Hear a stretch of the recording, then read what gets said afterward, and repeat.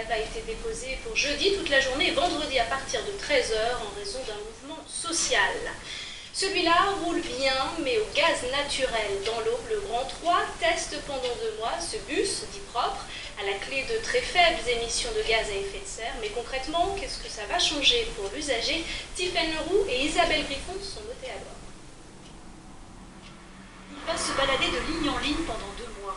Un bus Iveco qui roule au gaz naturel a été affecté pour commencer au tronçon qui relie Sainte-Savine à Pont-Sainte-Marie. La TCAT s'intéresse à cette option énergétique, mais avant de prendre une décision, elle laisse les principaux utilisateurs tester la benne. On sent la grosse différence par rapport à l'essence, le gasoil. Il est moins brusque que le gasoil. Au niveau freinage, c'est vraiment, il adoucit vraiment, il est moins brusque.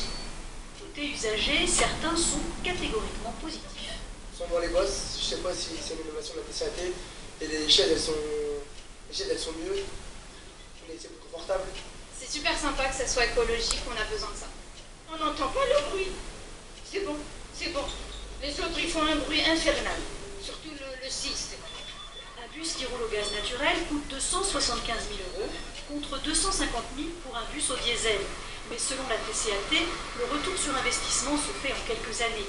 Avec le gaz naturel, l'autonomie est 4 fois plus longue que pour un bus électrique.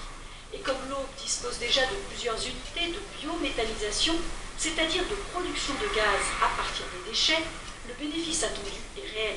C'est vraiment la notion du circuit court, de produire une énergie localement et d'utiliser localement, sachant que ces déchets, de toute façon, ils auraient produit des gaz à effet de serre, donc on les utilise une fois avant qu'ils produisent leur gaz à effet de serre, donc c'est intéressant sur le plan écologique, et ça évite d'avoir des camions qui amènent du carburant, comme c'est le cas aujourd'hui, parce qu'il est vraiment injecté dans le réseau et il se transporte par le réseau de gaz. Pour accueillir ces nouveaux bus propres, la TCAT devra s'agrandir. Le Grand 3 a racheté la friche des teintureries de l'Est et de l'Ouest, située face au site actuel, pour qu'il devienne à terme le nouveau siège de la TCAT. En bref, une dizaine de carcasses de chevaux, de poneys et d'autres animaux ont été retrouvées dans une ferme équestre du nord des Ardennes. Une information de nos confrères de l'Ardennais. L'exploitation a été perquisitionnée. L'enquête se poursuit. Et dans les Ardennes, où le 3e régiment du